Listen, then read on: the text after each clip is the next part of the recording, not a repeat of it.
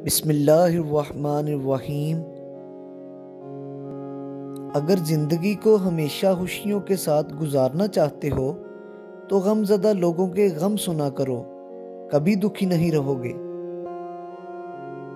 3 کام ایسے ہیں جن میں کبھی حیا نہیں کرنی چاہیے۔ نمبر 1 مہمان کی خدمت، نمبر 2 باپ اور استاد کا احترام، نمبر 3 حق کی تلاش۔ حضرت علی رضی اللہ تعالی عنہ سے کسی نے پوچھا، اگر کوئی اپنا ہمیں بھول جائے تو کیا کیا جائے؟ شیر خدا رضی اللہ تعالی عنہ نے فرمایا، کوئی اپنا ہو تو کبھی نہیں بھولتا، اور جو بھول جائے وہ اپنا نہیں ہوتا۔ 2 اعمال ایسے ہیں جن کا ثواب کبھی نہیں تولا جا سکتا، معاف کرنا اور انصاف کرنا۔ اگر لوگوں کو عزت دینا اور معاف کرنا تمہاری کمزوری ہے تو تم دنیا کے سب سے زیادہ طاقتور انسان ہو۔ ہمیشہ اس انسان کی بہت عزت کرو جو آپ کو ناپسند ہو، کیونکہ ہو سکتا ہے کہ آپ کی عزت کرنے سے اس کا کردار بدل جائے۔ 3 چیزیں ایسی ہیں جن سے محبت پروان چڑھتی ہے۔ نمبر 1 دینداری، نمبر 2 تواضع، نمبر 3 سخاوت۔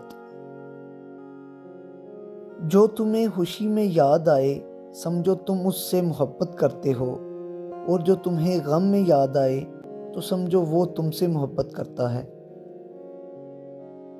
نماز کی فکر اپنے اوپر فرض کر لو، خدا کی قسم دنیا کی فکر سے آزاد ہو جاؤ گے اور کامیابی تمہارے قدم چومے گی۔ شہد کے سوا ہر میٹھی چیز میں زہر ہے، اور زہر کے سوا ہر کڑوی چیز میں شفا ہے۔ جب دکھ بڑھ جائے تو کہو، اللہ کے سوا کوئی طاقت نہیں جو بچا سکے۔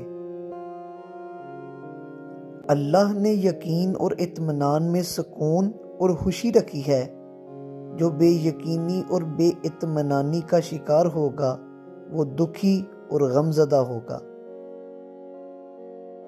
اچھے کے ساتھ اچھے رہو، لیکن برے کے لیے برے مت بنو، کیونکہ تم پانی سے خون صاف کر سکتے ہو پر خون سے خون نہیں۔ دنیا میں صرف سکون ہوتا تو لوگ اللہ کو بھول جاتے۔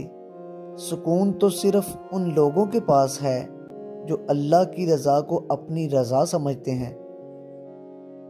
ہر بات پر ہاں میں ہاں ملانا منافقوں کی عادت ہے۔ ابھی موقع ہے چونکہ اعمال نامے کھلے ہوئے ہیں، قلم چل رہے ہیں، بدن تندرست و توانا ہے، زبان آزاد ہے، توبہ سنی جا سکتی ہے اور اعمال قبول کیے جا سکتے ہیں۔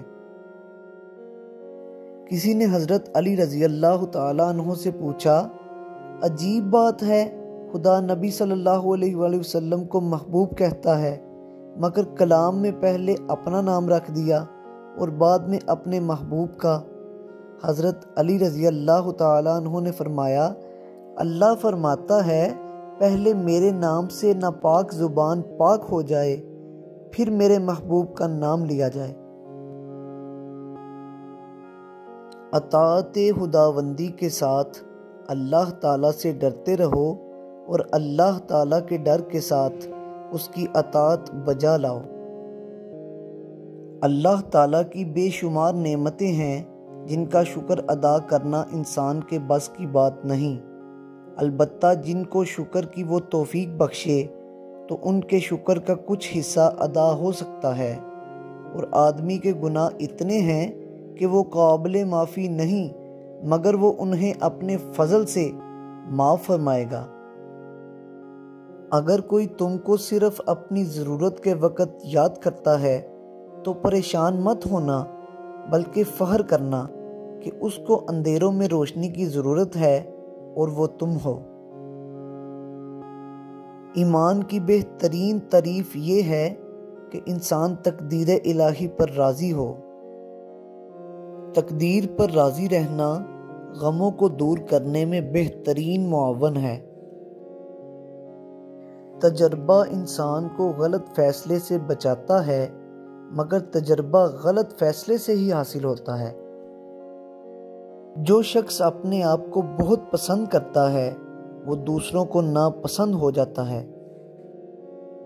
برے کام اس کثرت سے ظہور پذیر ہیں کہ اب ان کے کرنے سے کسی کو حیا نہیں آتی، اور جھوٹ اس قدر پھیل گیا ہے کہ اب ایسے لوگ بہت کم ہیں جن کی بات قابل عزت ہو اور ان سے نقل کیا جا سکے۔ توکل اس کا نام ہے کہ انسان اپنی قوت اور طاقت سے ہٹ کر تقدیر الہی پر راضی رہے۔ جو یہ چاہے کہ وہ بغیر دولت کے دولت مند ہو، بغیر حکومت کے حاکم ہو اور صاحب عزت ہو، اور بغیر کنبے کے صاحب جماعت ہو، اسے چاہیے کہ وہ اللہ تعالیٰ کی نافرمانی ترک کر دے اور اللہ تعالیٰ کی اطاعت میں آ جائے، تو یہ سب چیزیں اسے میسر ہوں گی۔ جو شخص اللہ تعالیٰ کی اطاعت کرتا ہے اس کا مرتبہ بلند ہوتا ہے۔ تقدیر پر راضی رہنے سے بے شمار غم دور ہو جاتے ہیں۔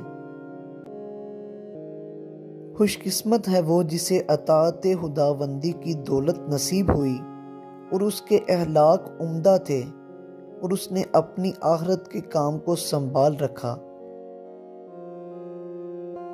جب دنیا کی زندگی کو دوام نہیں اور اس کی نعمتیں بھی فانی ہیں، اور جب تقدیر کو بدلنے پر کسی کو قدرت نہیں، تو اس سے بچنا بھی بیکار ہے۔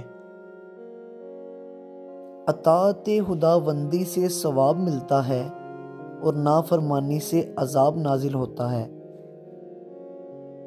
اطاعت خداوندی میں اپنے قلوب کے ساتھ جھگڑا اور مقابلہ کرو، کیونکہ یہ بہت جلد حملہ کرنے لگتا ہے۔